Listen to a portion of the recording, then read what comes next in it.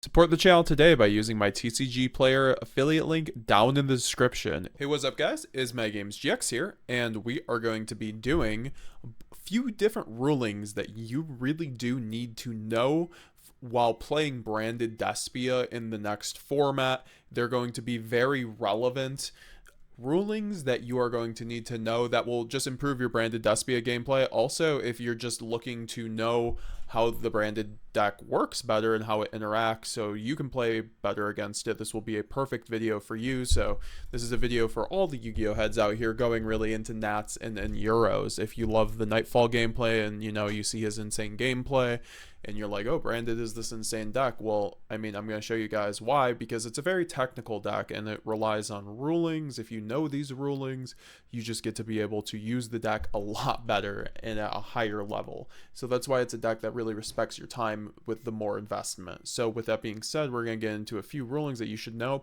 This video gets 200 likes. I will release another 5 to 10 rulings that you guys should know for Branded Despia, and we'll make this into a series. So make sure to smash that like button and comment down below what your favorite ruling is that I went over. And with that being said, let's get right into it. Check out the links down below, and thank you channel members for supporting the channel as per usual. Alrighty, so we're going to go over the first ruling that I feel like is very important with Branded Despia, and that is with the most popular extra deck monster right now in the game, SP Little Knight. SP Little Knight has an effect where it can target itself and where it can target two monsters and then basically banish them until the end phase. Now, the thing is that this end phase effect is a mandatory effect, so we can use that to be able to play around SP Little Knight and board break a little bit better against the decks like Snake Eye and Yugioh that will be making this, and things like Memento. So basically what you're going to have to do is you're going to have these situations where you have Titaniclad in the graveyard. You love to send Titaniclad because you can get Quem or Albaz, and we're going to try to get an Albaz off of it this time. And so we sent Albaz to the graveyard. Let's just say we have one card in hand, a Cartesia. Doesn't really matter, just needs to be something for discarding. And at the moment, there's SP Little Knight on your opponent's side of the field.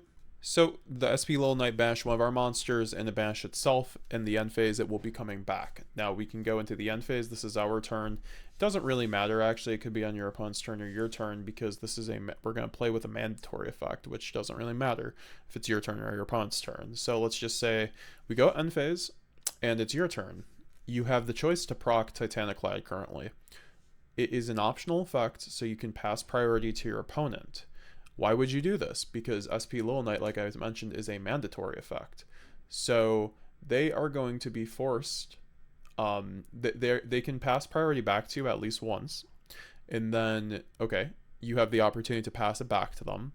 And at this point, they are not going to be able to not resolve the SP Little Knight. They cannot pass back priority without resolving SP Little Knight because of its priority nature, essentially. It's a funny little trick with Yu-Gi-Oh, and it's going to really matter a lot, and I feel like this is something I only just kind of found out, but this matters a lot because you can basically sequence your Titaniclad to make a Mirror Jade to play around SP Little Knight. So let's just say this happens. The SP Little Knight comes back and you have you got your monster back. This is the SP Little Knight right here.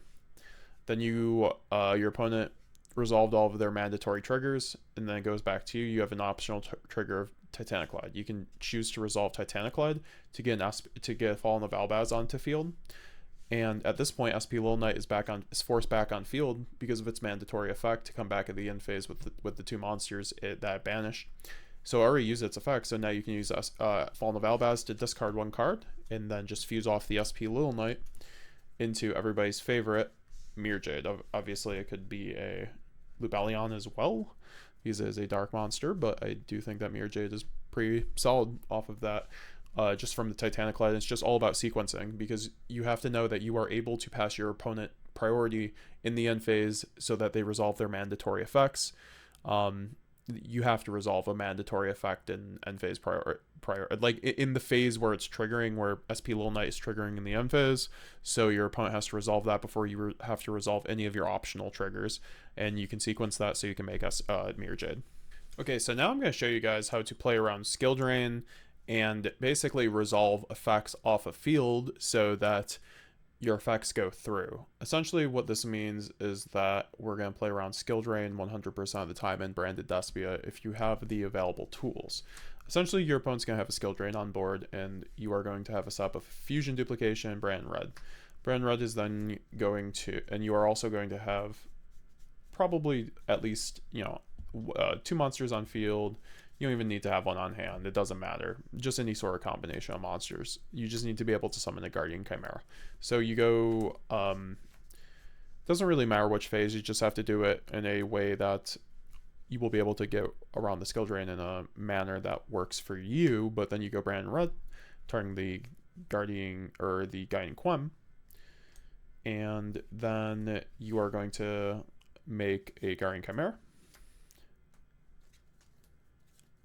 And this works with Borreload Furious Dragon too and other pops, so don't worry about that. I got that question too the last time. And so then you're going to go Chainlink 1 Chimera, and you are obviously under skill drain, but then what you can do is go Fusion Duplication, targeting the Branded Fusion and Graveyard you have. As long as you don't get belled, you will then send the Guardian Chimera to the graveyard plus a Fallen of Albaz to make a Mirror Jade. And now, as the chain is resolving backwards, Guardian Chimera, being Chainlink 1, will then resolve off a field because it's in the graveyard, which is currently skill drain only says effects on field. So you'll be able to destroy the skill drain and draw 2 cards, or 1 card as you did. So you can do this with Borreload Furious Dragon. You can do this in different combinations, guys. You just have to be able to resolve an effect off a field to get around skill drain, because your effect is resolving off a field, and if you're doing that, that's totally fine. So we have another little query with a branded ruling. What happens with branded in red and talents with Guardian Chimera? So this is going to be the board state. You're going to have at least a monster in hand in the field so that you are able to make a Guardian Chimera. Your opponent is going to have a triple tactics talents. So essentially, let's just say this. You went normal summon kit and you searched a card. Let's just say you searched out Mercurier, you already put back your card. Your opponent then goes triple tactics talents on you. You chain branded in red to make tragedy because you for whatever reason, want to pop whatever monsters they might have. And so you go branded in red, make this. And then you go out to Guardian Chimera. Now, as chain links work, talents will now resolve to take, and they will take your Guardian Chimera. Who gets to resolve the Guardian Chimera's effect? Because Guardian Chimera is currently in the possession of triple tact of your opponent, but you chained Brandon red to it, so you wanted to make a Guardian Chimera so that he couldn't take one of your monsters. But you're trying to resolve the Guardian Chimera effect. Well, the thing is how most judges rule. Obviously, judges, it's up to their discretion, but in general, judges will generally agree with the point that Guardian Chimera, the person who made Guardian Chimera will be getting the effect of Guardian Chimera. So the person who tactics to take the Guardian Chimera as it's trying to resolve its effect will not be able to resolve Guardian Chimera's effect, because when Guardian Chimera's effect activated, it was in the owner's possession. So whoever originally made Guardian Chimera will be able to resolve Guardian Chimera. So fun little interaction right there. Can mandatory triggers activate under branded loss protection? Let's see. Go Branded Fusion under Branded Loss when your opponent has a Seals on the board while you also have a monster. Seals' first effect says it tributes and then it returns. That is not the mandatory effect. After the resolution in the next chain of that successfully resolving, it will then trigger a mandatory effect to summon a dragon from your deck with 0 attack. Will this still happen under Branded Lost? Well, okay, so Brand Fusion resolves. Let's just say you go Saronir, and then obviously send a Albaz, and then you make a Lubellion. You go Chainlink 1 Branded Lost, and then your opponent cannot activate a trigger. if a fusion summon was the first thing to happen in the chain link, aka the last thing to resolve, then branded loss protection will always apply and mandatories will not get through. So since the fact is branded fusion was chain link 1, means that the mandatory effect of spheres would not trigger, and this goes for all mandatory effects. Now, how can spheres trigger under lost? Well, if he goes, let's just say he uses chain link 1 striker dragon and I change branded in red, he can chain then he can then chain the spheres, and in the next chain link he will be able to return a card. He will be able to summon a dragon from his deck because the mandatory effect will get through, because the first thing in the chain link was not a fusion summon. Chain link 1 was not a fusion summon. As long as chain link 1 was not a fusion summon, branded lost protection does not apply. If chain link 1 was a fusion summon, branded lost protection does apply, and that is always the rule with branded lost. Your next ruling question for Branded Despia is, can Shrouded Dragon activate under Droll in the graveyard? So this is the context. You've been drolled and you do have an Albion in the graveyard. Can you use Albion's graveyard effect if it hasn't been activated, obviously, and still send a card from your deck for cost and not draw a card like typical, even though it is technically a part of the effect? If you guessed that a Shrouded Dragon would still resolve under Droll in the graveyard, you are correct. Shrouded Dragon will never resolve in the hand if you've been drolled, because you have to draw a card if it's in the hand. However, if it's in the graveyard, you do not draw a card. It's just kind of how it's worded, so the effect just never even thinks it's drawing a card, so Droll doesn't get around it for that reason. So you're still able to resolve Albion in the graveyard if you're under Droll. Alright guys, we have a new situation. What happens if you went branded opening, pitch something to go to a special summon aluber, and then your opponent, and then you go aluber effect on normal summon to search a branded spell or trap card. Your opponent then goes Ghost Mourner on it to target to negate. This could also be an effect veiler, frankly. And then you go Book of Eclipse to flip your aluber, because obviously if your aluber flips down in this interaction, he will still search because it's no longer a valid target. So what happens if then your opponent chains imperm after you've chained the Book of Eclipse?